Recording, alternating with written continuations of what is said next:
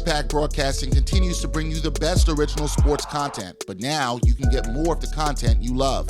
For as little as $3 a month, you can get access to bonus content, including behind-the-scenes footage and interviews from the Sports Walk, Sideline Stories, or the Ain't Hard to Tell podcast. All this exclusive content comes via Patreon.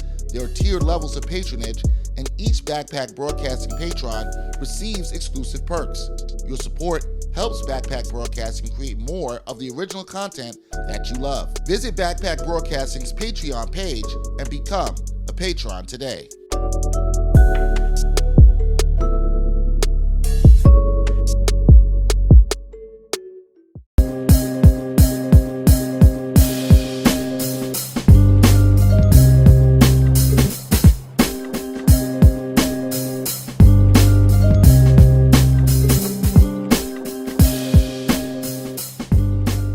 Ain't Hard to Tell podcast, episode 217. Dexter Henry Bryan Fonseca here. Yes, sir. Another week. We are fully immersed, I guess you could say, into the March Madness of everything. Last week, we had our man Jamal Murphy up here with us to break down the brackets. Now, some people are thrilled about their brackets. Some people ain't thrilled about their brackets. Some people have been deep into the betting with this college basketball now, making their little March Madness a little bit more fun.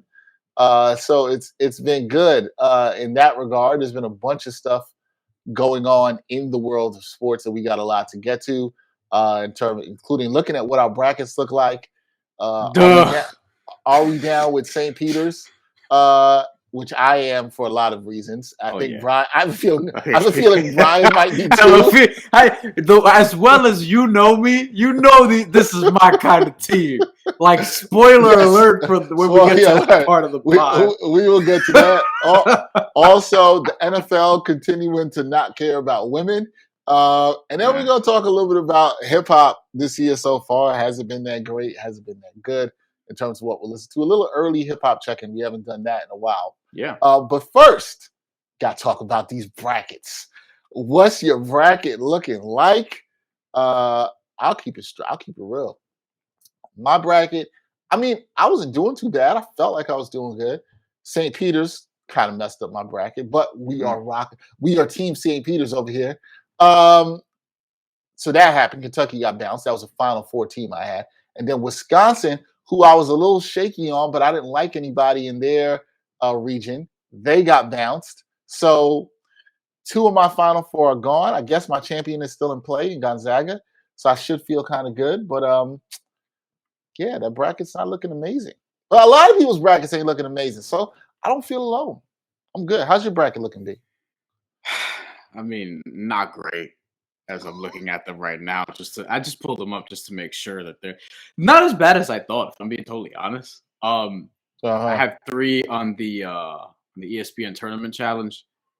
The Coñazo bracket, 53% right now. Not doing very well.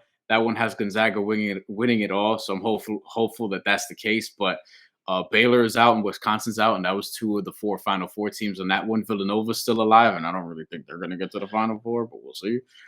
Because I think Arizona could beat them. But I don't know. This tournament's got me questioning everything, right? My Coño bracket is doing all right, 70%.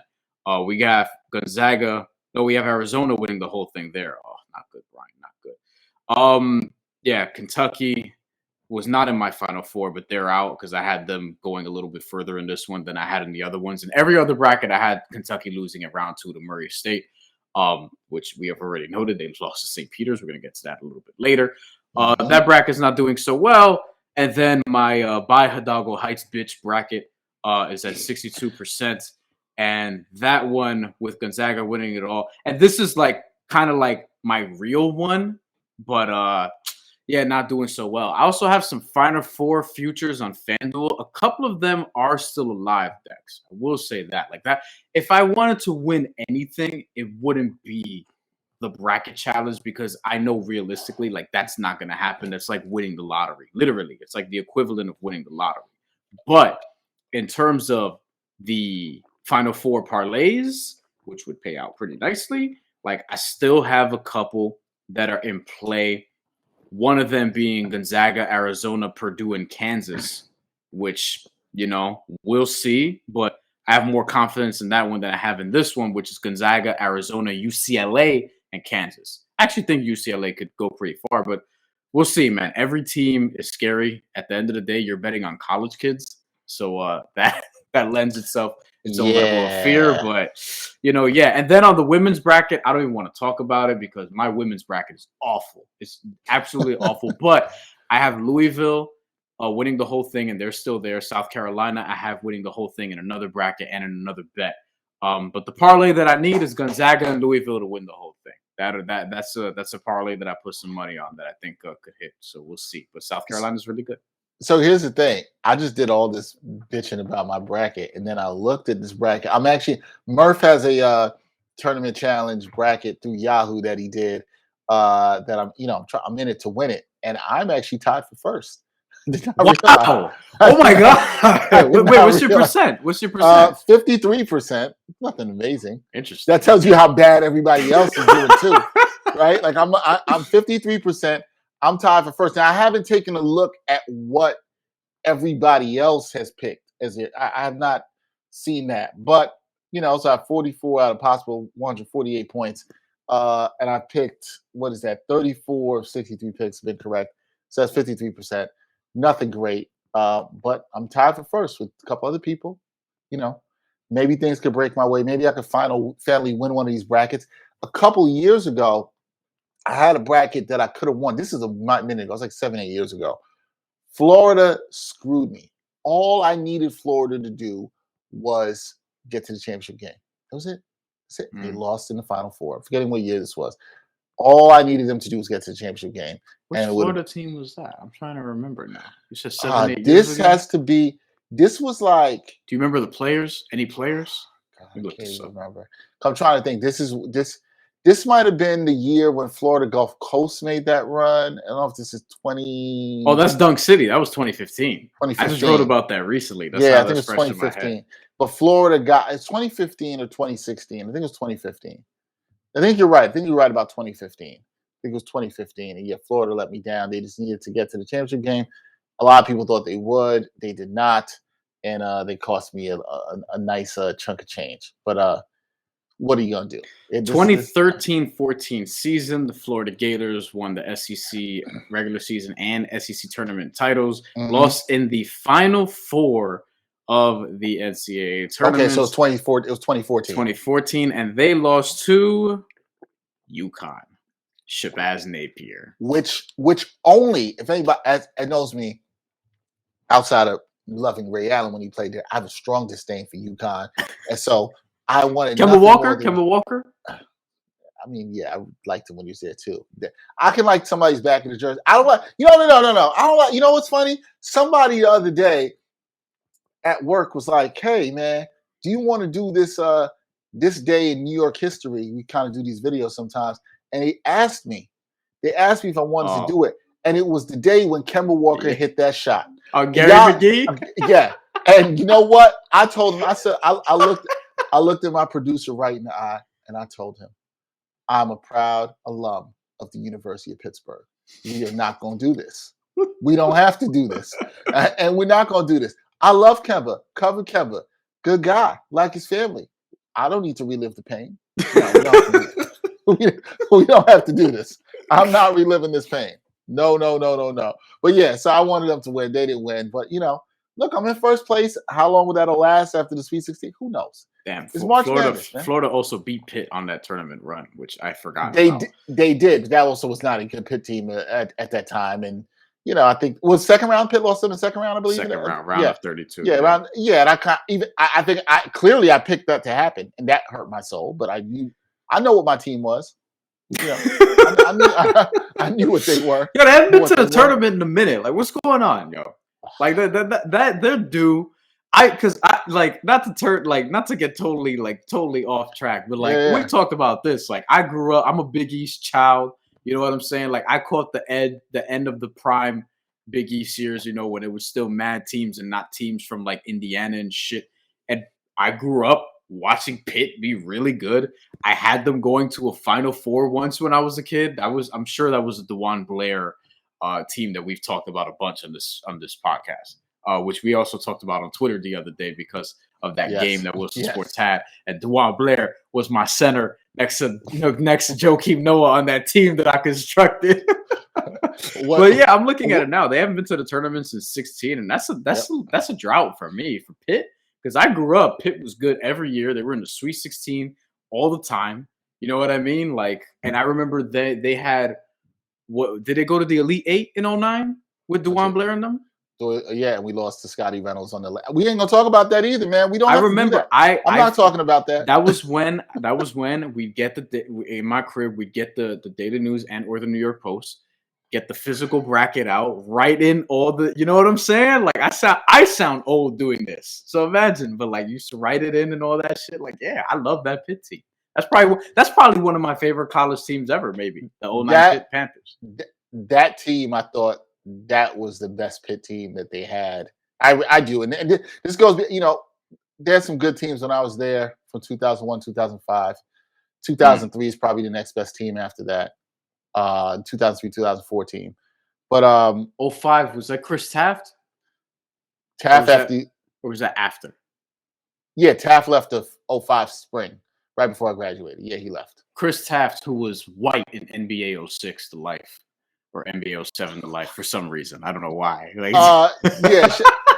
shout out to my man Chris Taft. I haven't seen him in a long time. I believe he lives somewhere in the South now, in Tennessee. Shout out to my man Chris Taft. That was good. My Brooklyn brother who's doing his thing on the Pitt team. But yeah, those were the good days of Pitt. Hopefully they can get things back. There was some talk about Jeff Capel getting fired there, but our athletic director came out and said they're fully behind him. He will not be fired. He will be returning, which I think is the right move. I just think he's had some bad luck. He's recruited well. He had Champagne. Champagne left for the draft. They had some good stuff going. Once Champagne left, they had a bunch of transfers. COVID kind of messed them up last year with a lot of stuff because they actually started playing better and they had won some games in the ACC. Even this year, I think they won more games than I expected in the ACC. I think Capel's fine. He just has to get some hits in recruiting and keep some guys together for at least 2 years. Yeah, I think they could be back to where they were. But you got to start winning and looking at a place for kids to play, because there was a time, like you said, from 2002 to 2000, even up to 14, 15, 16, people still wanted to go there and play. And what makes me sad is, and I still watch a lot of Pitt games on the ACC network. I watch pretty much a lot of their games. Puerto Rican on that team too, Nate Santos. Nate Santos, yes, we do. Yeah. And which I don't know if that's ever happened before in my time watching Pitt basketball. But it's a shout out to our Puerto Rican brothers out there. I hope they can get it back, because when I see these games, I was talking, my friend, my mentor Jamoke. Yeah, he now is back working for the school, and he was at a game and showed me some pictures the other day. And woo, those stands are empty. And you're like, well, Pittsburgh, they ain't got no basketball team, so they should come out. But when this Pitt ain't good, they ain't coming. I'm also like, what else y'all got better to do? But okay, it is what it is. But speaking of a team that is doing good, that has the hearts of the nation, or at least the heart of Brian, I feel like this is a team. I don't want to call them the Bryan Fonseca All-Stars, because I don't want to go and do that. But St. Peter's Peacocks, this has Brian written all over it. However, it's like part of Brian's branding. However, I think people might not understand, this has me written all over it too, right? This has me written all over it too. I like this team. I like what they're about. I like how they're playing. They upset Kentucky. Then they go and upset Murray State, who had won 21 games in a row, and they're going to the Sweet 16. I don't know what they could do in the Sweet 16, but shout out to my man, Mark Cannizzaro, sports columnist for the New York Post. He said the other day, we were talking on the phone before we did a video, and he's like, why can they not win? Why not? Why can they not win the Sweet 16 and move forward? And I'm like, I didn't have a good answer for that. They beat Kentucky. They beat Murray State. These kids are confident. They play tough. We like their coach, Shaheen Holloway, representing New York City to the fullest. You got some Jersey kids out here representing Jersey City to the fullest. It's that New York toughness. Now, look, man, y'all know Brian likes the violence. You know Brian likes the violence. But it's not even about that for me. It's the toughness. The team is full of scrappies. Even I'm forgetting the dude, Eddard, the white boy Eddard. Doug Eddard. Eddard or Eddard? Doug is Eddard. It's Doug Eddard, because I've never said Eddard. Yeah, it's Doug Eddard. He's out there sniping, but he looks like he played in a couple of hoods. You could tell. He looks like he wasn't just shooting in the backyard. He's out here scrapping. They're playing physical inside. What's the kid? The kid who went to Lincoln? I'm forgetting his name. Adult. Oh man, he had a good game though. KC and Dolfo. KC and Defo. Yeah, he's playing hard. They're playing scrappy. If you listen, I'm telling you, there's people out there that probably think St. Peter's is an HBCU. like I heard Bomani Jones. I heard Bomani Jones say it, and I was like, yeah. and you know what? When he said that, I was like, that's why I like them. That's why I'm into it. They just seem like they represent, like they look like an HBCU team, right? And obviously people are like, well, Doug Eater's on it. There's white people that go to HBCUs too. Yeah. And a certain type of white brother, you know what I'm saying? Yeah, we got HBCUs. It's for everybody. Historically black, but we will have your back, and you can come here. And I like this team, and they play tough. Listen. The last game, I felt like this was a Bryan special. And this is why I say this is not about violence, folks. The last game, I watched pieces of it, and I was watching. I said, man, they're really not hitting the outside shot. But what were they doing, Bryan? Banging inside, getting rebounds, tough layups, not giving a damn. Driving. Bryan, as you know, Bryan knows this. Got to have the camera on Bryan for this. Bryan, you know, when you playing in the streets of New York City, you're playing some street ball, you got to be tough. You cannot be tough on these courts. You can't get run off these courts. That's how these kids are playing. Like, they're not trying to get run off the court. And I appreciate it. I love it. I'm not saying they're trying to fight anybody. I'm just saying they ain't scared of nobody. And sometimes, you know, they look like a team that plays Shook Ones Part 2 before every game. I'm here for that. I'm here for that. Because that's the most New York thug it out street song you can get. I'm here for it, man. St. Peter's, I'm with you, man. I'm with you. How you feel about St. Peter's? So I'm really just enjoying this tournament in general because Dex, I'm realizing how much. Put the camera on both of us, please. I'm realizing as I'm watching this how much I really enjoy ugly basketball. You've been tweeting and texting about this. I don't care if this game is 32. I don't give a fuck, yo. Because here's the thing: like, everybody wants everything to be fucking pretty, and if a team that's supposed to win by 20 points only wins by 8, then it's a failure. And we've gotten too far away from certain things. And I'm like, yo, to me, a win is a win. Don't care how. There's so much fuck you about this team that I love. Their leading scorer, Daryl Banks, averages 11 points a game. 11. 2 ones. You know what I'm saying? Like, and he didn't even play good in their last game. Right. There's so much about it that I love that I think it can also get you nostalgic, right? And then you look at, like, the hometowns, right? There's New York here. There's Jersey. San Juan, Puerto Rico, by the way. Matthew Lee, son of Butch Lee, who was the first Puerto Rican to ever play in the NBA, who was with the Lakers in, like, the late 70s, early 80s, won a title with them as a backup. That's his son, Matthew Lee. And you have kids from Jersey City. You have kids from Philadelphia, other parts of New York, et cetera, et cetera. Their coach, Shaheen Holloway, for people who don't know or people who are just learning. People who listen to this podcast probably know. But, you know, played at Seton Hall from 1996 to 2000, was all Big East 3 times, was most improved player in the Big East in 2000, played in the Knicks Summer League in 2000 for a little bit, Dex. I don't know if you even remember that. No. I remember that. I was rooting for him to make the team. I remember that. I liked this game, man. Played at Rice. I think he played with Felipe Lopez. I believe he did overlap. I think his first year. I don't remember if he was on that same team. Because Lopez was already at St. John's by 98, so yeah, he was 96, so he might have overlapped. Might have overlapped 1 or 2 years. I'm pretty sure. I got to check my history on that. But Shaheen Holloway is super New York. Everybody loves the quote where he's like, "Yo, we have," and I'm paraphrasing, but you know what he said, where he's like, "Look, we have a bunch of kids from New York and New Jersey. Like, we ain't scared. Like, you know, we're the guys that are gonna push you around." And that's the thing. Like, Dex, that's us. You know what I'm saying? Like, I'm 5'8" with sneakers. You know what I'm saying? You were a 6'2" post player in high school. Like, that's us. You know what I mean? Like that's and us. skinny, but you had to play tough. Yeah, but that it always got. I especially between the two of us was always guarding people bigger than me. Right? Not always in the post, obviously.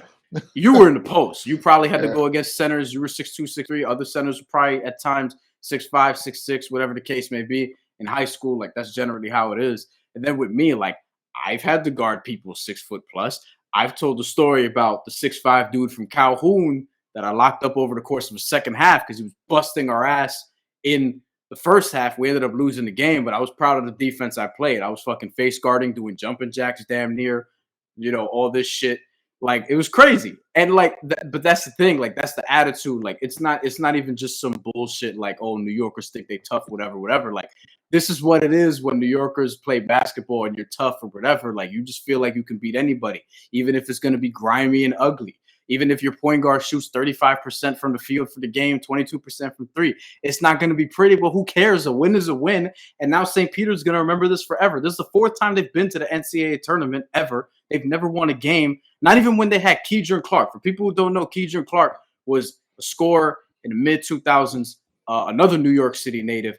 He averaged 25 points a game like every season he was in college, one of 10 guys to score 3,000 points for his career. They didn't even get to the NCAA tournament when Keidron Clark was there. Nope. Keidron Clark was like 5'9". Dexter knows what I'm talking about. Yeah, shout out to Keidron Clark. We see him up in Nike Pro City. Shout out to Keidron Clark. Yeah, that's true. But and he's somebody who like they didn't even get to the tournament with him. So there's so much about this that I love.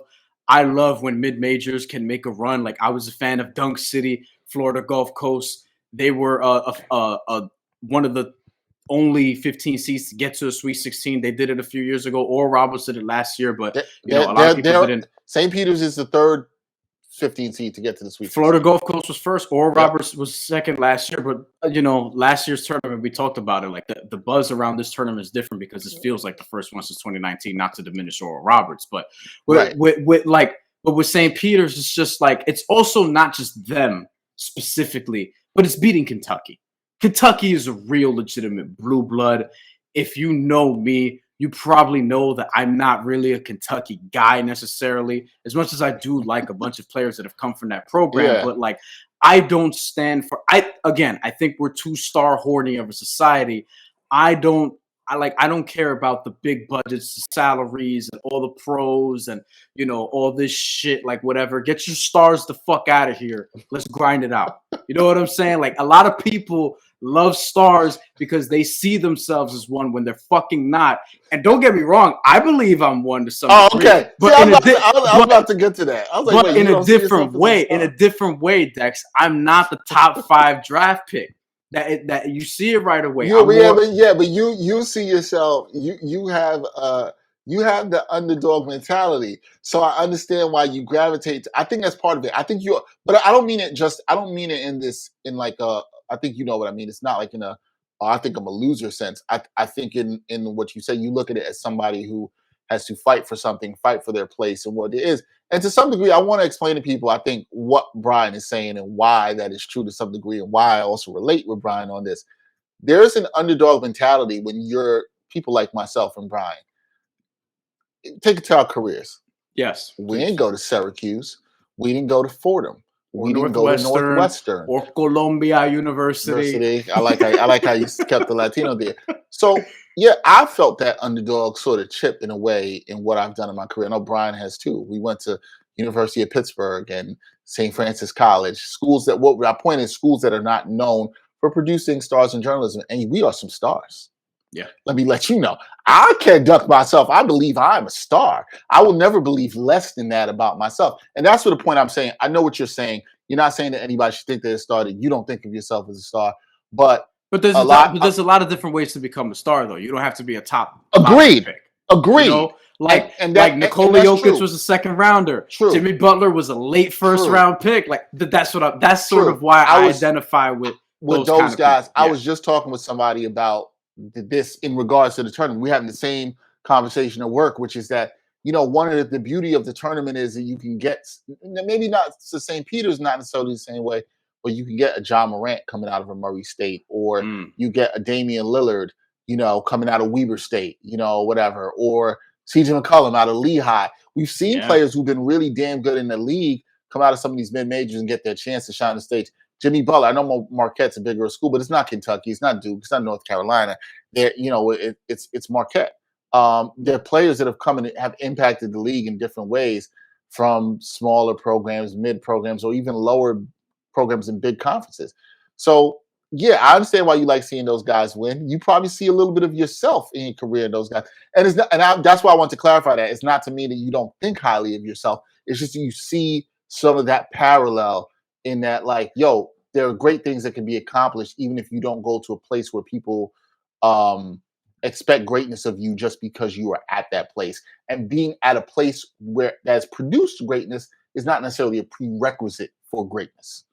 And it's also the different, because I wrote something on Basketball News about this. It's also different factoids, right, that you come across where, like, John Calipari's salary is more than St. Peter's entire, like, athletic budget or something along those lines, right? And St. Peter's still finds a way to get it done and beat them. St. Peter's has had 4 players play in the NBA in their history, none longer than like 2 seasons. And they were all in like the 60s, 70s, like a long time ago. Not even Keidron Clark, as we mentioned. Kentucky has had like almost 130 pros. They're going to pass 130 once Ty Washington, for example, gets to the NBA and becomes a lottery pick, et cetera, right? So it's just the underdog mentality in that. And by the way, in terms of underdogs becoming a star, Shaheen Holloway is a star. Like, this is somebody who went to St. Peter's. Like, I don't know if people outside of this tri-state area can grasp. This is St. Peter's we're talking about, right? Like, when we worked at St. Francis, we looked at St. Peter's as somebody who was comparable in terms of athletic budget and things of that nature, in terms of being the bottom at Division I athletics. Not in a disrespectful way, but in terms of just disadvantages and money and things of that nature. Size of the school, really, really small. Their student body, a lot like St. Francis's. St. Francis has not made it to NCAA tournament ever. Came really close in 2015, which Dexter and I was there for. I was a student. Dexter was working there. And we know how much that would have meant. We don't want to get to that now, but like, yo, maybe at some point they'll break through. But the point is that, like, for St. Peter's to do this is not, never mind not being Kentucky, not being Duke. This is not even Siena, who's in their conference. You know what I mean? This is not Manhattan College, even. This is not Rider. This is not Iona, for sure. This is not Monmouth. Like, this is St. Peter's. And this is like super significant because even if you go to the area of the school, like you could miss it. You go by, you might not even think it's a college. It's kind of in the middle of Jersey City. Jersey City might have a certain reputation amongst people. You know what I'm saying? Like, people could get down over there a little bit. But yeah, you're right. It's very comparable to where we worked at St. Francis. You went to school. It's very comparable to that if they did that and making this run and just how they're playing. You said Shaheen Holloway being a star. There's a lot of rumors about him being the next head coach of Seton Hall. Oh, let's get into that because Kevin Willard, people out at Seton Hall. Seton Hall's head coach Kevin Willard, out of nowhere, just 5 years, $22 million. He's going to Maryland, leaving Seton Hall, presumably, Big Ten, probably bigger athletic budget. Look, 5 years, $22 million. I mean, I'll go to Maryland. You know what I'm saying? But now that Seton Hall vacancy is open. And where was Shaheen Holloway a player at and an assistant coach at from 2010 to 2018? Seton Hall under Kevin Willard. So if they lose on Friday to Purdue, which who knows? Because at this point, I don't know. I ain't gonna bet against this team that I was talking up so loudly or whatever. And imagine beating Jaden Ivey, who's gonna be one of the top picks in the draft. Oh, that's just. I would go crazy on the next episode. Jaden Ivey, who I'm loving and would love to find some way to get him to the Knicks, but that's a whole other story. He's getting those John Morant comparisons. I think he's a different type of player, kind of, but I love him. But he's very good. But the point is that the Seton Hall opening is there, and if St. Peter's loses to Purdue on Friday and he's not on the phone with Seton Hall, Shaheen Holloway's not on the phone with Seton Hall by Saturday morning, then I don't know. I feel like that's going to be announced by next Monday if they lose on Friday. I'm sitting here like, what makes you think he hasn't been on the phone already? I don't know what makes you think that he hasn't been on the phone already. From what I'm hearing from stuff, and that should be noted, Kevin Willard, after the Kentucky win and Seton Hall's loss, endorsed him publicly in the media said that if he was not there next year, that the school should hire It's him. right He there, should be man. the next thing. From what I'm hearing, it's not a matter of if, it's just when. That's not good for St. John's, by the way, because you know who's going to be getting a lot of those tri-state area recruits. Yeah. Now, before we get off this topic, let's touch on that because I think that's interesting. I'm saying I don't think this is a matter of if, it's about when this happens, and the impact I think regionally that it has. A lot of kids are going to see what he did here. A lot of kids are going to remember that quote he talked about in New York City. And I think that quote was the best thing he could ever have done in terms of recruiting, because kids are going to hear that quote about being New York City and tough. And we haven't had a little bit of that around in high school basketball in a while. We've just seen that a lot of kids wanted to embody that and stay home. And look, bad for St. John's. You're right, because St. John's should want to keep the kids in NYC instead of sending them across the river. But this is an NYC guy who's playing right across the river, who's talking up NYC, who can now go into the homes of these kids and the parents are going to remember these quotes. I was like, yo, he was talking NYC tough. He's know what's up, son. He going to get you playing, son. He ain't going to have you out here looking crazy. So you know this is going to be huge, Brian. And to your point, a lot of these kids who were probably born, now you're talking about recruiting, so you're going to be talking about kids born in 2004, 2005, et cetera, et cetera. Yep. Their parents probably saw Shaheen Holloway play basketball, probably know who he, because you're talking about people roughly around the same age. Shaheen Holloway was born in the 70s. He's not an old dude. You're talking about a couple generations ago, he was in the limelight playing Big East basketball. Like, you're going to have people from this area. Probably they're gonna have connections to get to know him or whatever the case may be. Like, oh man, like that. Yo, that's gonna be big. You're gonna see another Seton Hall team. Remember when they had Isaiah Whitehead? You know what I mean? And Angel Delgado and that team a few years back. Well, they got a lot. They had a lot of NYC kids. I think you could see like that. I think you could see something like that again. I think him staying in the area is great for local basketball. Yeah, I think it's good. I think it's good for Seton Hall's continuity. You would like to see this better for St. John's if you're an NYC person, but I think this is good, and I think he's going to be able to recruit. I think he's going to have a special connection that kids that maybe even be thinking and going in the same conference, going to Iona or going to a Manhattan, that are going to be like, nah, I want to go play for that guy. And it's just because he embodies New York. He talks New York. Yeah. You know what I mean? Don't he look like he be going to the plays and be like, yo, what up, son? Why you wasn't at practice today? Yes, he looks like that. He looks like that. He looks like he could roll up in the Dykeman right now, dap up everybody. You know what I'm saying? Like he's one of those shit. I mean, like, I don't think it's a bad thing in terms of like, I think you made an excellent point where it's like, it's going to be great for just this area of basketball, not even just New York City, but Jersey, Philly, Connecticut, et cetera, et cetera. And look, success breeds competition, baby. It's like St. John's has been all right the last few years. And people in New York City, myself included, want to see them get back to those days where they're in the tournament regularly, which they haven't been for a while. They haven't gone to the tournament back-to-back years in probably like 20 years or something close to that, right? So, like, hopefully everybody steps it up. UConn's back in the Big East now. Like, there's just a lot of moving parts here that's going to be very interesting. So, if like you said, which I think is correct, I'm sure it's correct. Like, it's not a matter of if, it's a matter of when. I would love to see it.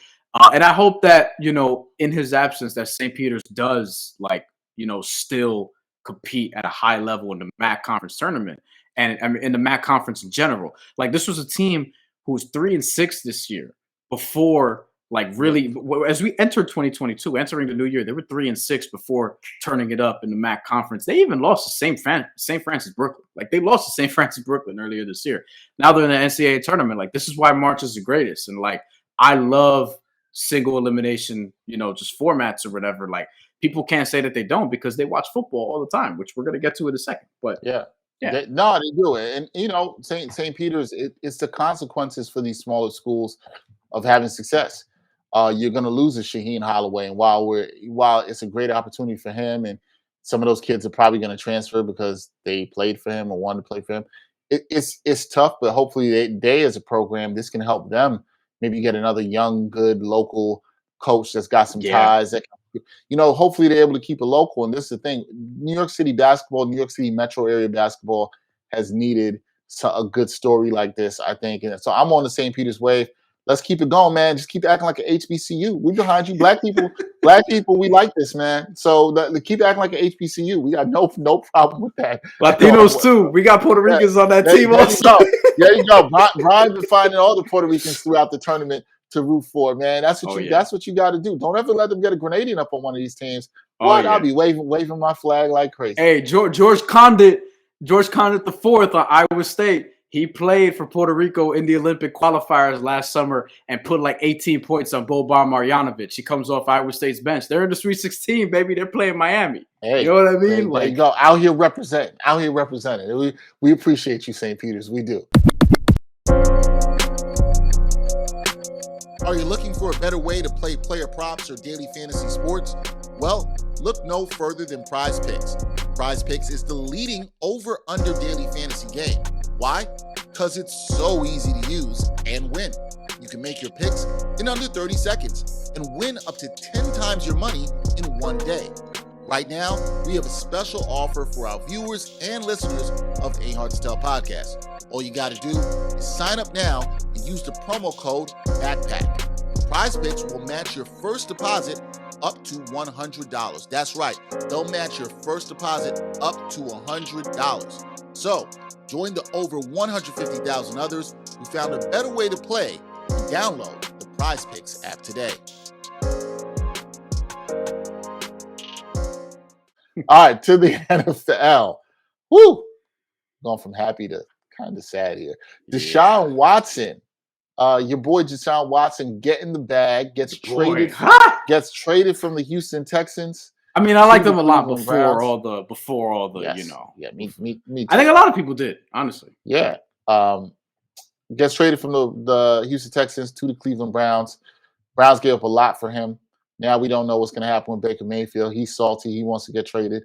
Couldn't even get traded to the Colts because they took Matt Ryan. I didn't understand that, but that's a whole nother story.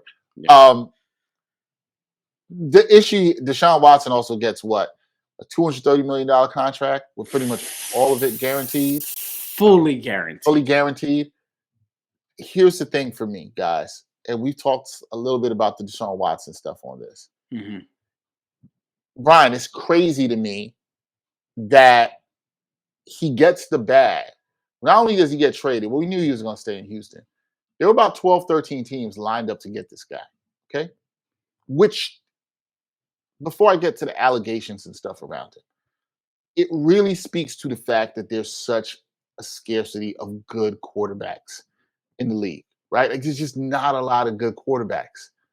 My Steelers just went and signed Mitchell Trubisky because they didn't feel like they had any better options. And they weren't going to get involved in DeShaun Watson. I can tell you that.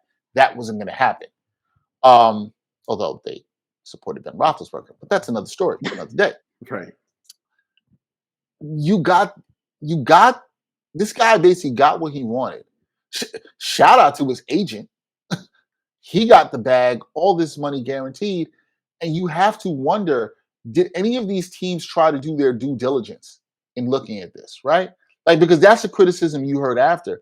Oh, well, did the teams look? Did they talk to any of the women, the 22 women who accused DeShaun Watson? Did they talk to any about this? Because this whole thing, once we found out there was going to be any criminal charges against DeShaun Watson, it sounded like, the NFL, again, does not give a damn about women.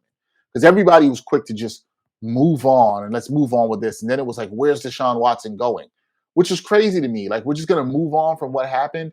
And all these women that have talked about this and, you know, how they felt about it and how he moved with them. And now it's just like, where's DeShaun Watson going? And then the Cleveland Browns, who, let's keep it real, the Cleveland Browns have been desperate to win. They've stunk for a long time, right? They just drafted Baker Mayfield. They had OBJ, Jarvis Landry. Shit didn't work out. Mm-hmm. So we know that they're desperate. But then they actually put out a statement on this, which they said they spent a tremendous amount of time exploring and investigating the opportunity to trade for DeShaun Watson. We are acutely aware and emphatic to the highly personal sentiments expressed by this decision. Our team's comprehensive evaluation process was of utmost importance due to the sensitive nature of his situation and the complex factors involved. Here's the thing. Was it Was it really? Did you really do a comprehensive evaluation, right? Or was it that you so badly needed a quarterback and you were going to give up 3 first-round picks and then give him the bag? Like, you know what you needed, and he knew what you needed, and the agent knew what you needed. So they kind of had you over the barrel, for lack of a better term. They, I'm just saying, because of that, I'm not sure any of these teams willing to sign him, including the Browns who did get him, did their due diligence, right? They said they understand there's some legal proceedings going on, respect the due process. It's pivotal that along with Andrew Kevin Stefanski meet with DeShaun to have a straightforward dialogue, discuss our priorities, which is winning, and hear directly from him on how he wants to approach his career on and off the field. Blah, blah, blah. They said he was humble, sincere, candid, and the conversation with him detailed his commitment to leading the team, understands and embraces the hard work, need to build his name, both the community on the field, those in-depth conversations, blah, blah, blah, all this stuff. And we are confident in DeShaun, excited about moving forward with him as a quarterback, supporting his genuine and determined efforts.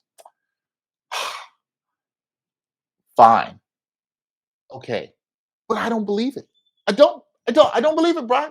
I don't believe any of these teams could really be this genuine about being thorough in a process, right? What I think these teams believe is, okay, season will start. This is also a quarterback I should know probably will get suspended by the NFL for at least a couple of games. Who knows how many, right? Even Ben Roethlisberger, when he came up, he got suspended. Probably does. So you gave somebody $230 million who has all this stuff behind him. Who knows how long the suspension will be? And you still were like, yep, because he gives us the best chance to win, right? There'll be some people mad about this. They'll probably be mad. Maybe there'll be some people protesting outside the stadium.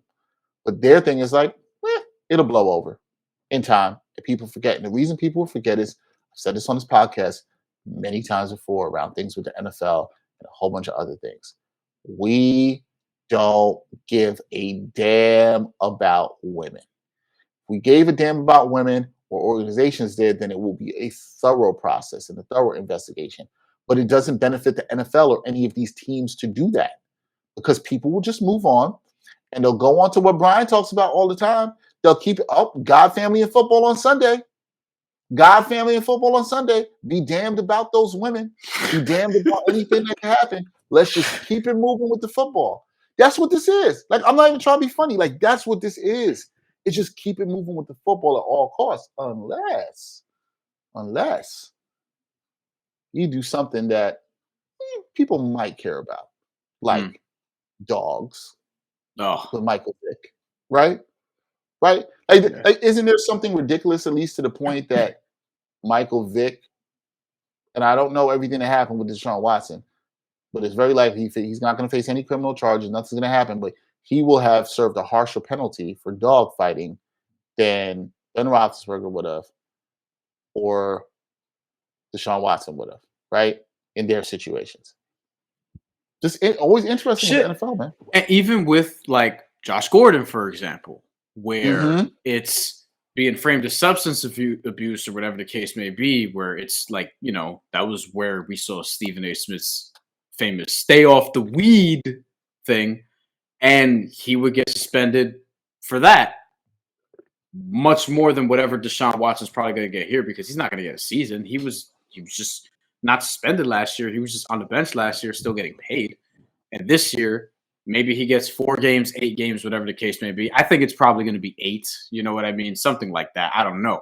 Which is interesting, because then it's like the Browns know this going in, and they still give him the most guaranteed money ever in a contract. Now, of all dudes, of all times now, and on top of that, they might not even make the playoffs this year, because by the time he plays for the first time, it's entirely possible they're like 2-6, right? Like, what are we doing? And then I didn't love, like Odell Beckham, LeBron James. There were a bunch of athletes who came out just like sort of glossing over all of this and just sort of like, hell yeah, let's go. You know, my dog, DeShaun Watson, et cetera, some variation of that. Dexter, to me, the most interesting thing about all of this, and there's so many interesting layers to this, was Tony Busby's comments. Tony Busby is a lawyer representing the women. Yes. The 22 women suing DeShaun Watson. Told ESPN, quote, "The Browns organization did not reach out to me. I didn't expect them to do so and can understand why they didn't. But knowing what I know, they probably should have. And he basically said that the league didn't contact him, teams, whatever. And this is after we hear NFL come out and say that they did a thorough investigation, or NFL teams come out rather and say that, they did thorough investigations, whatever, and didn't talk to any of the women who were involved. That's not a thorough investigation, right? It's like it's like writing a feature on somebody and not trying to interview the subject that you're writing about. Right. Like it doesn't make any sense, just to put it in some journalistic terms, right? So it's crazy. Like it just doesn't make sense, but it does, because it's not that surprising, right? Like even so, it's like you hear women say, never surprised, often disappointed, or some variation of that. And it's like, the things that stood out to me was the Tony Busby thing, and then just the contract. The contract portion is a little interesting too, because the Browns reportedly were eliminated from the process, or whatever the case may be. And then I guess came back and offered so much money to where DeShaun Watson couldn't refuse, and now he's with the Cleveland Browns. And again, it's the most money ever guaranteed in a contract in NFL history by far, because I think the record before was the one Aaron Rodgers just set with 150 guarantee for the Green Bay Packers, which was like, I don't know, a week or two ago. And now DeShaun Watson's got almost 100 million more than that guaranteed money. And I think we just, in media, which is, predicted, but which is to be predicted, I guess, unfortunately, but people have moved on way too quickly and are just kind of like, even before this, where's Deshaun Watson going to end up? As soon as it was revealed that he's not going to face charges, which doesn't mean he's not guilty. That's a totally different thing. And now, we'll see what the NFL does from there. Roger Goodell likes to, quote unquote, come down hard and is always made himself the sort of law on this, even though the NFL doesn't know how to do that. So, they'll probably come up with a punishment that falls short, and Deshaun Watson will suit up at some point. And, that's pretty much that. And most people, including men, will go on not caring about women, right? Like that's his point. I'm glad you brought up the point about Busby, the lawyer representing the women, and I have no reason not to believe him on this. I mean, before he said that, I didn't think anybody did a thorough investigation. I didn't believe that at all whatsoever. And I think the Cleveland Browns statement now is just them saving face. I saw one woman quote tweet the Cleveland Browns from, I think it was a couple of days ago when it was International Women's Day earlier this month, and they said Happy International Women's Day. Yeah. And then this. And she was like, is this you? And no, but this is the NFL. This is what they've done. We have wailed on the NFL on this podcast. We've enjoyed the sport of football, but there's a lot of things the league has done wrong.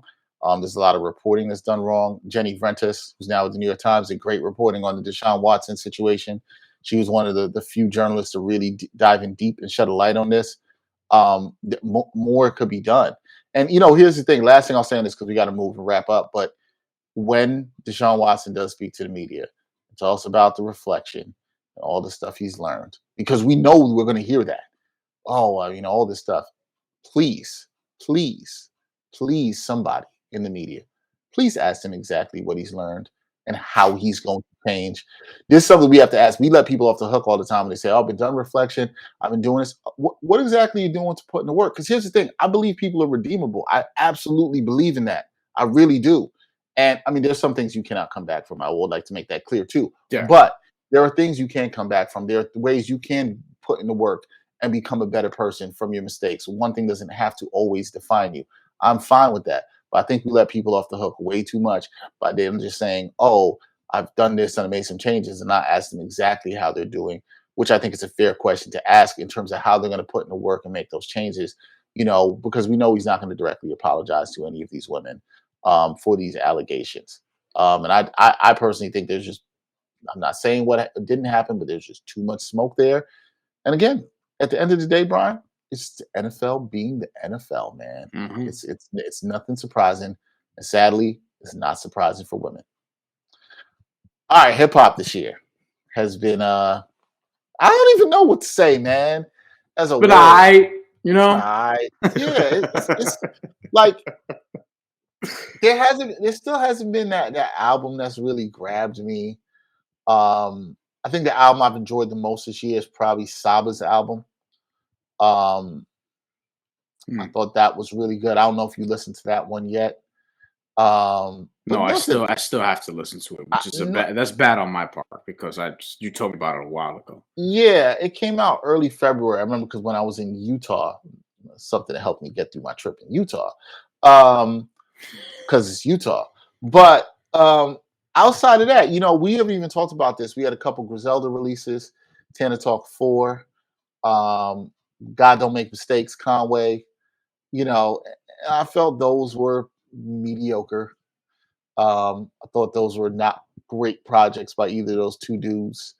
They're okay. They had some songs, but not running back to play them like that. Yeah, and for me, like not mediocre in the sense like in general.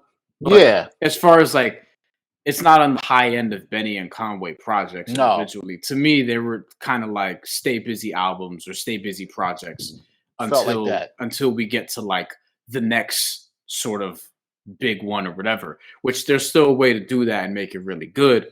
I think a good example of that evidently was Nas and Hit Boy's Magic EP, because that was clearly something where it's like, all right, we're going to drop this for now. And they even said King's Disease 3 is coming. But I mean, shit, that shit is still getting rotation on ESPN during Countdown and shit. Like, and I still come back to it a lot, but that came out last year. To your point about the slow start, I just want to get this in real quick. I'm looking at like the Wikipedia page for 2022 in hip hop. You look at the highest rated, critically reviewed albums that have come out in 2022 so far, and they have 16 albums listed here, and the last one is a 48 out of 100. So it tells you the volume of releases are down.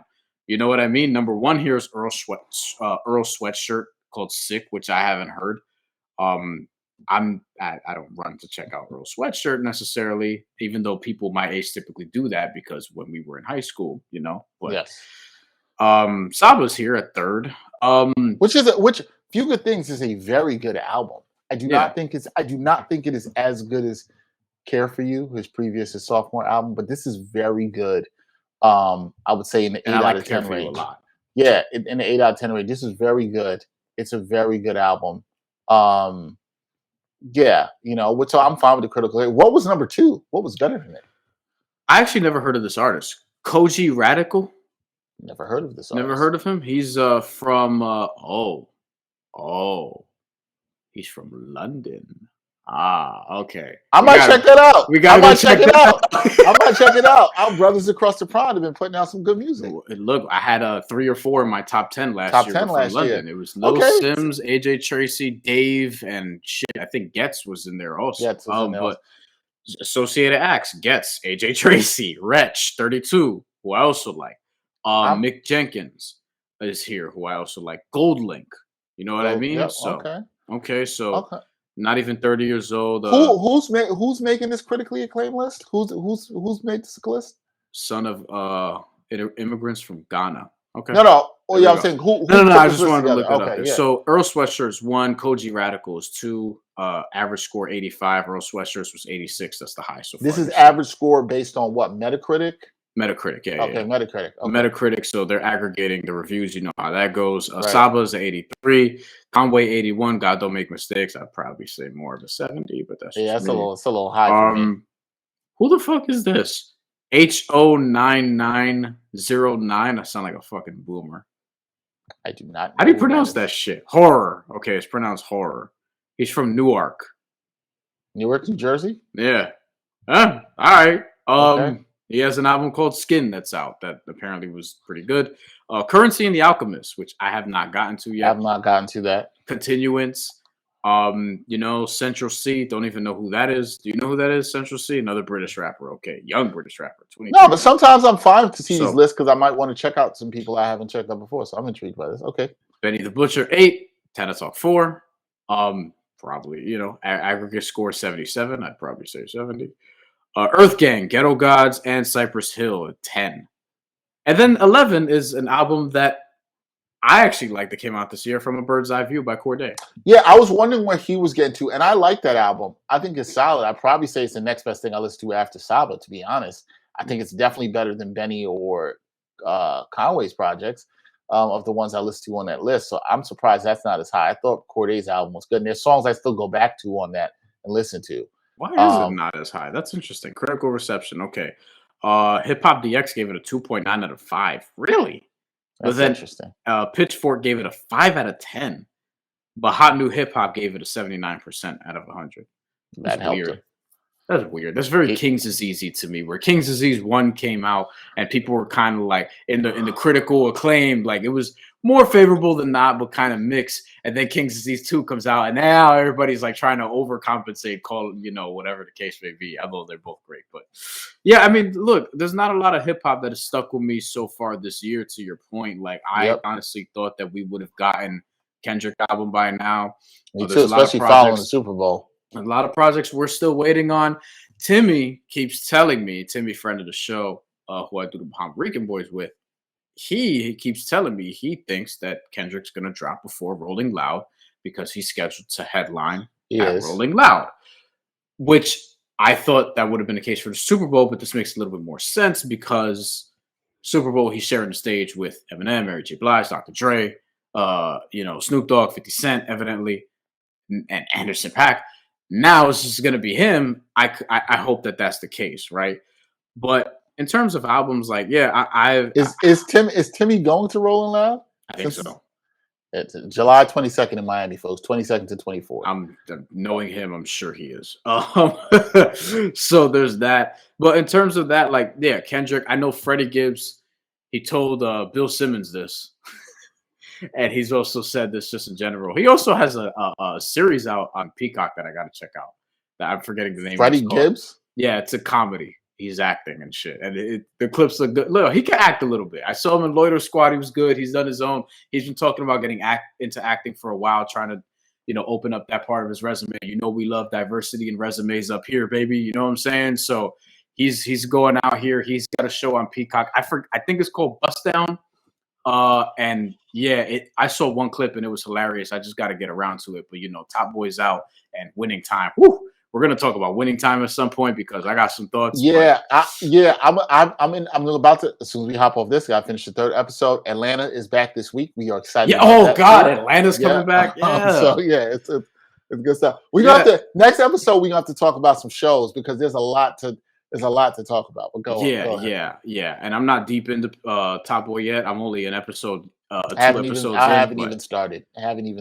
It's off to a very interesting start. But I want to talk. Can we talk a little bit about like albums we're looking forward to? Because like I know Freddie Gibbs is coming, but that's June, right? King's Disease 3. Which look, I said Nas has been dropping so much. He can take a year off. Yeah, you know what I mean. I could. It's funny. That's crazy for me to say. Listen, I'm always excited for some new Nas, but I could take a break for some Nas. I understand what you're saying.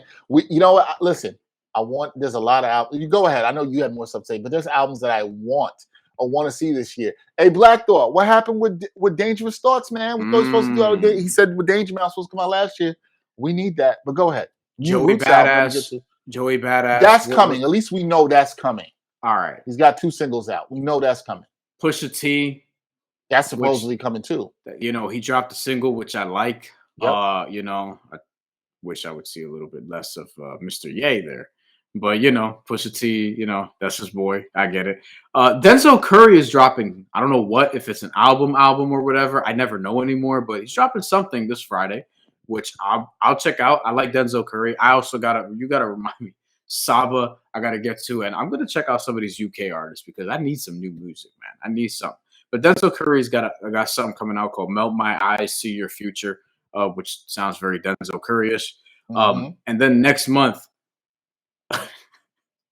Stevie Stone. All right. Fabio Foreign. I'll check that out. He's got some records.